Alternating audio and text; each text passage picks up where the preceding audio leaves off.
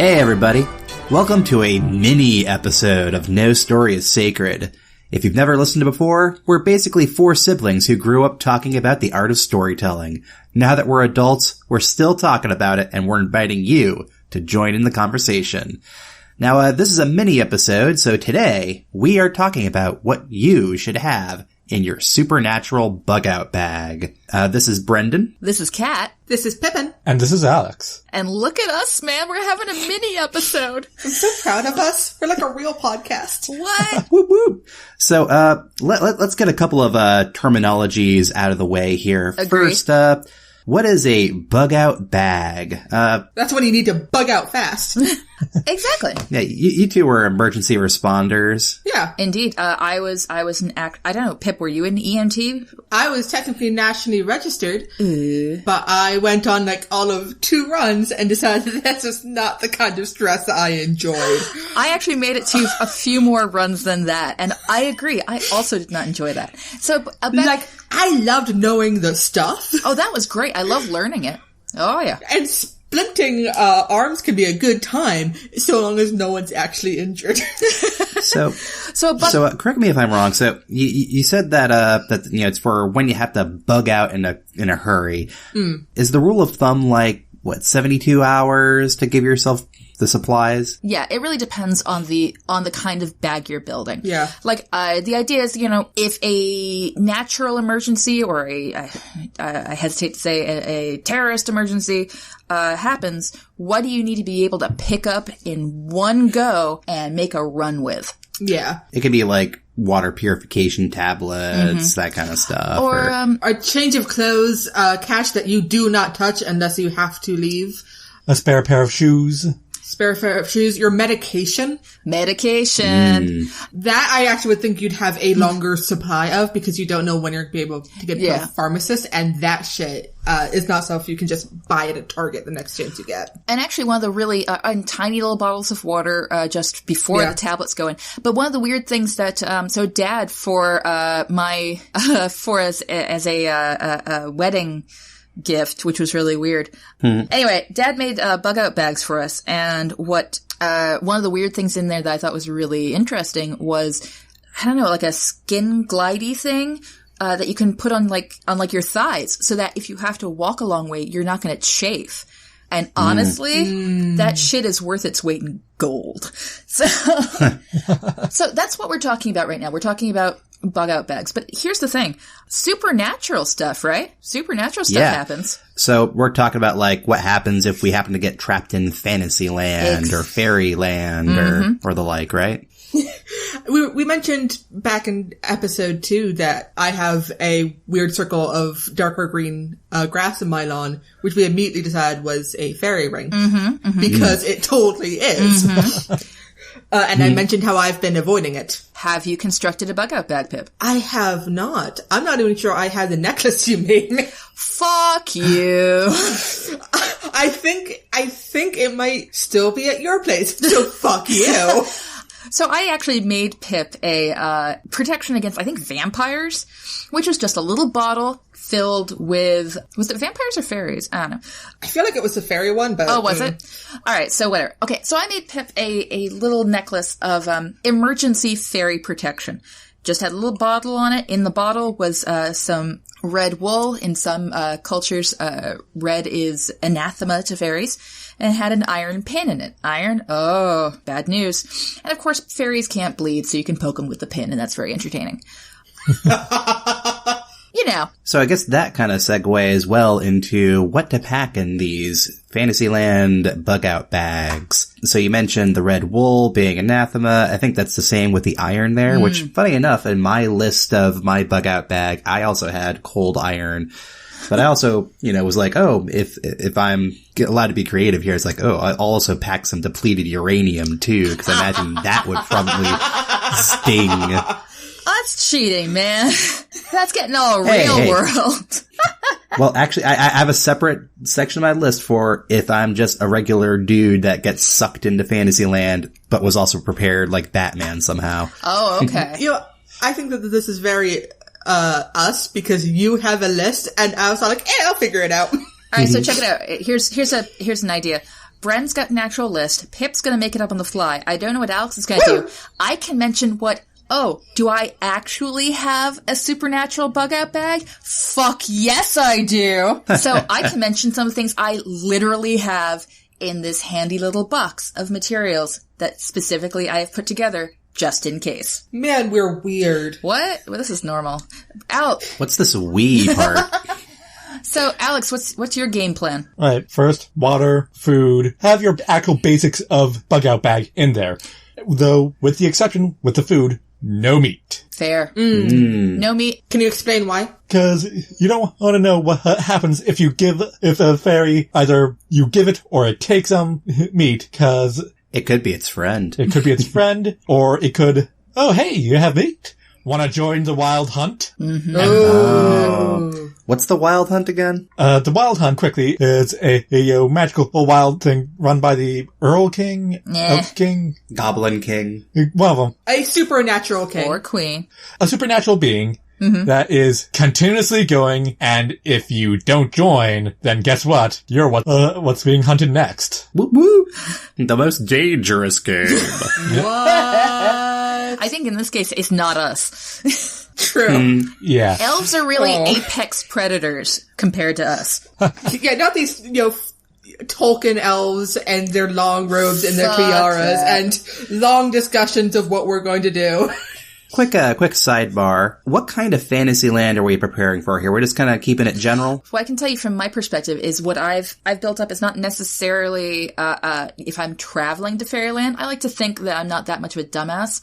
But, you know what? Sometimes shit happens. So I have, something for vampires. I have something for ghosts. I have something for the witch in the woods that has trapped us in a mapless area.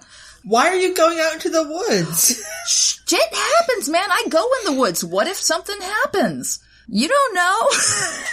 I'm not going to the woods with you. You are on your own. So yeah, mine's much more like, in as much as there's a realistic chance of any of this happening, mine's more geared toward realism. Quote unquote. Yeah. Very true. Good point. Thanks. Here, here's an idea. How about we all, 3 things, and it has to be supernatural related, so not food or water or any of the standards. Yeah. Oh man, Al and I might be out. So top 3 things, from your personal list. I think Al and I should go first because you guys actually have lists. Okay. Alex, you go. Okay. Bringing with me a set of wooden stakes. Oak, ash, and thorn. Yeah, yeah. Now, why is that? They're just magic woods. Yeah, they're magical wood stakes because they can be improvised weapons, or you can just use them in the ground for a pup tent. Fair enough. Yeah. Practical. Yeah. Yeah. But still supernatural, so in the rules. Yep. Cheater. All right, next. Chalk. Ooh, yeah. I can create a quick circle. I can, for protection, or I can actually use it to mark my way. I adore you. Hey, whatever.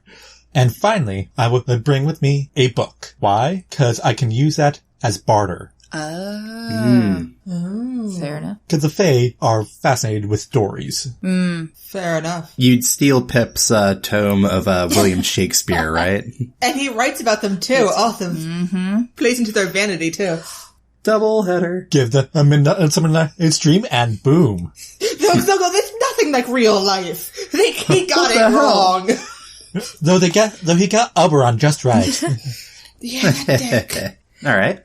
So that was 3. Yep. Yep. Next 3. Pip. All right. So salt. Why? Okay. Why salt? Justify it, Pip. Because I was going to say it anyway. Because you can create salt barriers because some supernatural beings like ghosts and stuff can't pass through that barrier. I think is one of the things that vampires will be. Some kinds of vampires will be have a compulsion to count if you toss it. Yes. Fun fact. I think some vampires have OCD. Yeah, it really depends on the vampire. There are a ton of different kinds. Count Van Count totally will have to. What the fuck you? And also it'll bring some flavor to anything I'm cooking. And if I'm in a medieval fantasy land, supernatural land, it might also be a barter tool. I don't know. Salt's very good for just practical reasons. Practical. Oh, yeah. Well, I did the supernatural too. Fuck you. And also, you can use it to season that soup. Yeah. 1A, some seeds, just in case the vampires won't count salt and go fuck you at that. I'll throw seeds at them too. Yeah, that sidebar, I had mustard seeds in my bag. Oh, nice. Nice. I like how you have the specific kind. Yeah. They're tiny. So, 2 cold iron. Yep. Which we've already mentioned, but I want to make sure it gets in there. You know, either the traditional horseshoe shape, which I'm going to admit I don't actually know why the horseshoe is traditional. I can actually answer that one. They were just everywhere. Not just that, but also because horseshoes are related to blacksmiths. Blacksmiths are very liminal. The smith often is filled with iron. And there's this whole sort of magic behind the idea that you can take, you know, iron, bend it to your will, and make it do other things. So, that's why horseshoes. Oh, cool. Human magic. Yep. The human magic is amazing. But yeah, so either your traditional horseshoe or just a rod of iron so I can also beat people with it.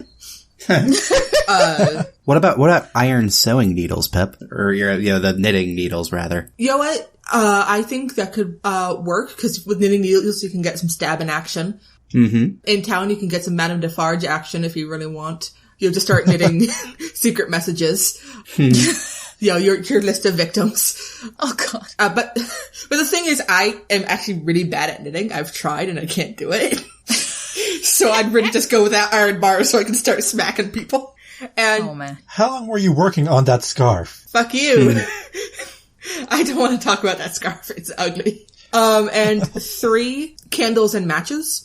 Specifically, I'm gonna try for unused candles, virgin candles. Oh. Cause if I'm doing magic, that involves, firing candles, I want the unused stuff, cause once it's been used, it's gone bad. Oh, and better make it beeswax. Beeswax or paraffin? Oh yeah, beeswax. Gotta be beeswax. Beeswax, cause bees are some wild shit. Yeah, and it smells nicer. Practical. Yeah. All right, so that was 3 from Pip. Yeah. All right. The last one there kind of ties into one of the things that it isn't really an item in my bug out bag, but one of the things I'd want to definitely be proficient in if I was sucked into Fantasyland is knowledge. Namely, hold on. I'd study the shit out of whether or not humans, mortals or whatever, can perform any kind of magic in this fantasy land. Like, that would be item number 1 I'd study. Because that would be that'd be like an edge you'd have that would be invaluable, really, right? But that's not really an item, so it doesn't really count, right? Though, no, but you're right. Knowledge is power, and studying is important. Find Fantasyland's local library. Also, just knowing which plants in the area are definite no-nos to avoid, Oh, yeah. Yeah. Because you never know. You never know. I'd say in Fantasyland, avoid the really obvious, that bush full of delicious-looking berries seems amazing. I'll definitely eat those.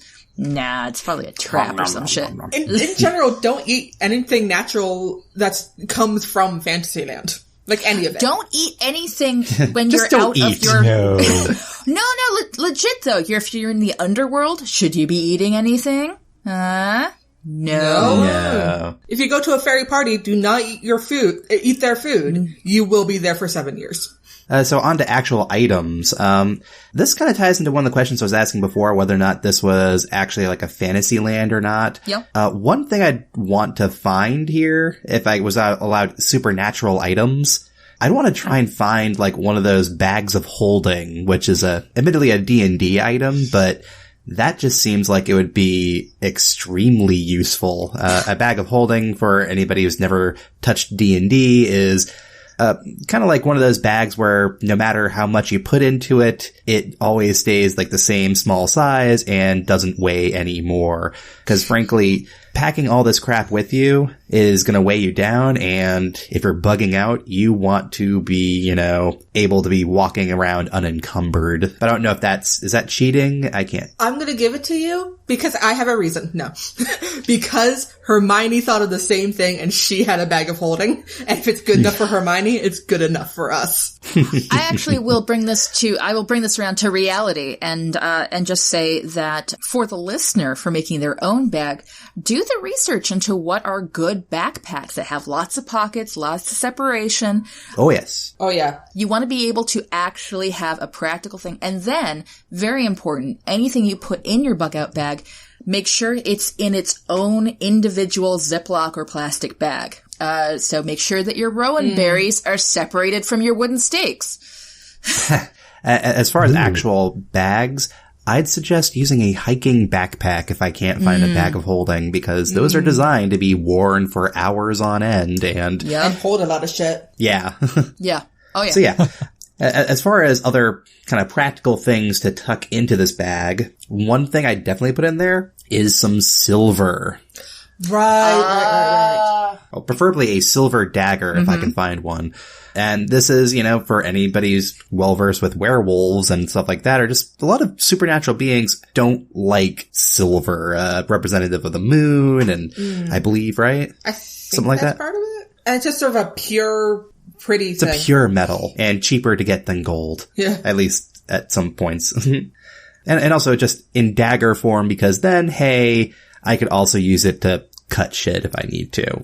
Yeah. I'm not sure how sharp silver actually is. Well, it could be like a silver inlay or something like that. Just something silver involved in the design. That way, if I have to stab a werewolf, I can womp womp. at least have some sort of protection. Yeah. Let's see here. Question, is lambus bread a thing? Because that is highly potent food that doesn't go bad. I would say granola bars in a flavor that you don't like. So you're not going to eat it in the first 5 minutes. You are going to save that until you are hungry. Yeah. Hungry as heck. Oh man, mint. He said that as a thing we'd eat last because neither Alex nor I like mint. I think I've already done a couple of items here, but just an actual last item to mention here. As much inherited crap as I can stuff into this bag, whatever remaining space I have, because I think we touched on it before, that would be ideal bartering material because it's something that is most assuredly mine. Yeah. But nothing with your true name on it. Oh, no, no. Mm-mm. That ties into that knowledge bit. If true name magic is a thing, actually, No. That's across the board, man. Yeah, just don't tell a fantasy creature even your first name. Just stick to a nickname. I barely tell people my real name as it is. It's dangerous. Don't tell anyone in Fantasyland your full name. Actually, is it like a good rule of thumb to treat any like member of the Fae or fairies as if they were like the Nigerian fishing scam? Yes. That is perfect. Yeah. That is a perfect fucking analogy. They are the Nigerian fishing scam and the police wrapped into one. Oh. They are not on your side. They want something They from you. always want something from you, while at the same time being inscrutable in their wants. Like, maybe what they want, it makes no sense to us, but by God, you do not want to be on the other end of it. Question for those who are more well-versed in genre than I am. Is there a fantasy equivalent of a lawyer? Yes and no. I'll bring you one. If you go into Egyptian magic, if you think of I forget which god it is, but the one who judges the living and the dead, I would call that Anubis? Yeah, it's Anubis, yeah. That I think is close as we get to lawyers. That's my 2 cents. I think in some traditions or some fantasy lands, I don't know, dragons tend to be sort of really into rules, which is sort of like the same thing. Dragons as rules lawyers. Yeah, pretty much. Some say lawyers are sharks. I prefer mine to be a dragon. Ooh. Tagline. That sounds like a good urban fantasy lead-in. I would read that urban fantasy. Dragon lawyer. Setting fire to crime. Oh my God. Anyway, there was probably more than 3 there, but I wasn't really clear on the rules. So, hey, look, I don't think it counts to have the thing that holds your stuff count. But anyway, Kat, educate us here. Oh, God. All right, so my 3 things. I have a whole box full of actual stuff. I'm going to pull out the 3 things that you guys didn't mention. 1, I actually have a container full of holy water. Thank you. It's real, too. Nice. I was thinking of saying purified water, but holy water is way better. It's holy miraculous water from Lords. Consecrated. I feel like something in that is redundant. Probably. Item 2, from my box of holding. I'm gonna get a little left field. I'm gonna bring in firecrackers. Ooh, why? So if you get into some of the Asian mythology, that scares away demons, man. That's why you have it. From a more practical point of view, also, frankly, having some flashbangs around when you don't know what's going on, useful. Fair enough. Ninja vanish. I want everyone to appreciate that I did the hand motion just there without making any Me sound. too. Nice! High fives. Hip. High five. Oh, nice. Man. And then I will also say I have a cigar. Okay. Smoke for if those you got 'em. after dinner drinks. No. From what I understand in the Native American stuff, tobacco. Yeah. And frankly, again, practicality. That's some shit that I really doubt Fairyland has in abundance. And, that's some sweet stuff to give somebody. Actually, Pip, you said it as a joke, but you mentioned brandy. What about spirits? Oh, yeah. Oh, yeah. Just imagine if you made friends with a wizard and he could awaken the spirits within the spirits. Oh my god. Oh, I was reading about a comic the other day called Vine in Time or something, where this woman goes to a wine bar having a bad week or something. The point is, when she drinks old vintage wine, she travels back in time to awesome. When the wine is from. Oh, that's awesome. That's an awesome power. It would be really cool if she just kept jumping back further and further. Back to the first bottle of wine. What? Oh man, I bet it was awful. And here I am in the wild, the 80s. Oh man. It's Pinot Leap. I thought of something else.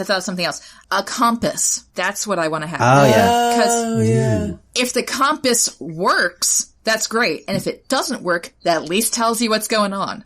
Magic rock, because magnets. Oh, fair enough. How do they work? Yep. One thing to keep in mind, one of the other things, a more banal item I had on my list was plenty of needles and thread. Needles because you could actually create a rudimentary compass out of it if you just put in some water. And also thread because then you can mend stuff. But then if you have a lot of needles, again, if this is on the assumption that I am me somehow traveling into Fantasyland, you can use that to barter a whole shitload of stuff. Because if you're in kind of a quasi-medieval Fantasyland, creating needles is really hard. So that would be very, very valuable to somebody in a town. I mean, there's an entire song in the musical 1776 about how much Abigail Adams just wants some goddamn pins. And you know what? You can buy packets of pins. That's flat. You can just keep it on hand. And of course, they're also made out of steel. And you can throw them at vampires to count. If I had to barter my way into having a really nice room at an inn for a long time, I could just give the innkeeper a whole bunch of needles and I'd probably have a room for a really long time because that is worth its weight in gold, especially if it's very thin and small. All right, so let's bring this back. Pip, you're the one with the fairy ring outside your home like a fool. I didn't put it there. Sure. So I'm assuming that you are now obviously going to put together a bug-out bag of some kind. What are your, let's say, 5 things you're going to put together? We're not doing the practical food, water thing? Nope. Based on what you can get in the store or Amazon today. I can get any of this shit on Amazon. Based on the discussion we just had, what's in your bag? Well, gosh, if I'm dealing specifically with the fairies, because it's a fairy ring. Yep. I'm doing cold iron, obviously. How I'm getting that cold iron, I'm not sure. Go down to the hardware store, see what they have. Etsy. Suggestion, Pip?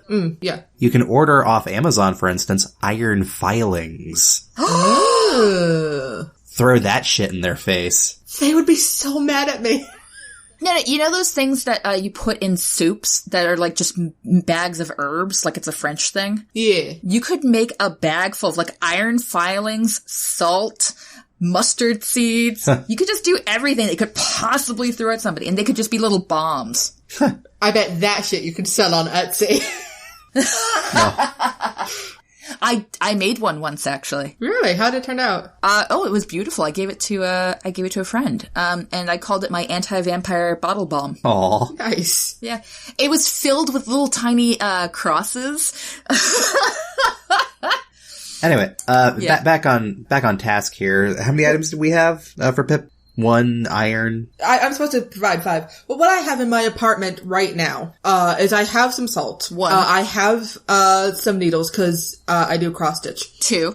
I have, unused candles. 3. They're not beeswax, but, you know. What you have in a pinch. Yeah, what I have in a pinch.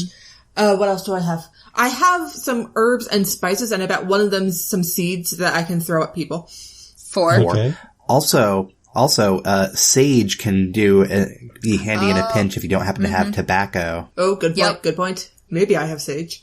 What else do I have? Do you want me to throw you one? Oh, I was gonna say I have the Tomb of Shakespeare that we were talking about in case I need to tell stories. Oh, yeah. Or throw it at someone. That thing's a fucking weapon. 5. Nice. Good job. The one I was going to throw you is, you know what? You could bring your iPod. The elves love music. Ooh, good point. Trade that for your, Oh, and I have a ton of bags I can put shit in. There you go. Yay. Isn't your purse called a bag of holding? It's true. I do have the Think Geek, branded bag of holding. That's awesome. Oh my God. All right, guys. Hey, anybody listening at home, if you want to construct your own bug-out bags, there are resources you can look up online that don't involve having to visit crazy doomsday prepper sites. You can find a list for these bags all over the place. The American Red Cross, the Centers for Disease Control, your local EMS might have ideas, and we can probably link stuff from the transcript. Totally can. Stuff catered to your area is especially important. Yeah. New England not going to have to deal with earthquakes. California not going to have to deal with blizzards. If California has to deal with blizzards, we have a lot more to worry about. Then the supernatural bags might come back into play. Yeah. Yes. As always, if you have a story to submit or something that you want us to talk about, head on over to nostoryissacred.com/submission, and let us know. Follow us on Twitter at nostoryissacred or send us an email through contact@nostoryissacred.com. I mean, heck, tweet at us, items in the bug-out bag that we might have missed. Oh, and which guaranteed is a ton. Yeah, or tell us why we're wrong. I mean, or just write to us and say, hi, we're lonely people. No. says you. Fuck you. So, your hosts have been Pippin, Alex, Kat, and Bren. Editing for this episode was done by Brendan. Transcript done by Ashton Costa. And our art was done by Jay Wolf. The show notes and transcript are available at nostoryiessacred.com. Thanks for listening, everyone. And please rate, review, and subscribe to No Story is Sacred, available through our website at nostoryiessacred.com or on your favorite podcast app. Yeah. Until next time, where no story is sacred and any story can be changed. This is Pippin. This is Brendan. This is Kat. And this is Alex. And we're... No story is sacred.